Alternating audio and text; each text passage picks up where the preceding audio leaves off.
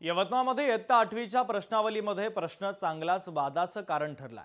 प्रश्नावलीमध्ये उच्च जातीचे नाव काय असा प्रश्न विचारण्यात आला, तेव्हा आता शिक्षकांमधून आणि पालकांमधून सुद्धा संताप व्यक्त केला जातोय। विद्यार्थ्यांच्या मनातून जातीय निर्मूलन कसं करणार असा प्रश्न उपस्थित झालाय। 8वीच्या विद्यार्थ्यांची शिष्यवृत्ती परीक्षेत गुणवत्ता आणि निकालाची टक्केवारी वाढावी यासाठी जिल्हा परिषदेच्या शिक्षण विभागाने पुढाकार घेत टार्गेट पिकअप संस्थेच्या मार्फत विद्यार्थ्यांकडून सराव मोहीम राबवली होती आणि त्यामध्ये हा प्रश्न विचारण्यात आल्याने आता संतापाची लाट उसळलेली आहे।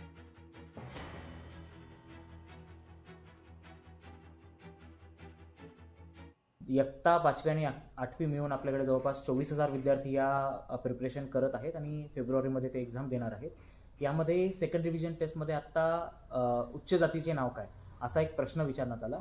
त्या प्रश्नाचा संदर्भ सदर संस्थेला विचारला असता NCERTच्या इयत्ता 8वीमध्ये 7व्या क्रमांकच्या चॅप्टरमध्ये महिला जाती आणि सुधार या धड्याच्या बेसवर तो मतितार्थ असलेला प्रश्न विचारला होता। परंतु आपण सर्वच मान्य करू शकतो की अजिबात त्या प्रश्नाची लँग्वेज आणि त्या प्रश्नाचा ठेवण ही स्पष्टपणे चुकीची होती। त्यासाठी सदर संस्थेकडून आपण लेखी एक्सप्लेनेशन मागवलेलं आहे।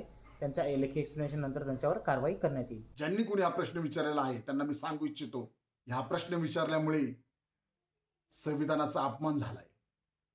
हा प्रश्न विचारून आपण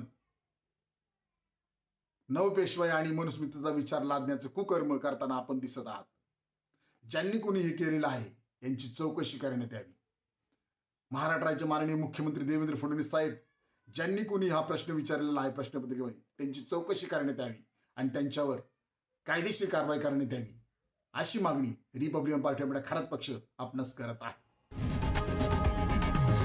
लोकशाही मराठी ऐका, पहा, जागरूक रहा।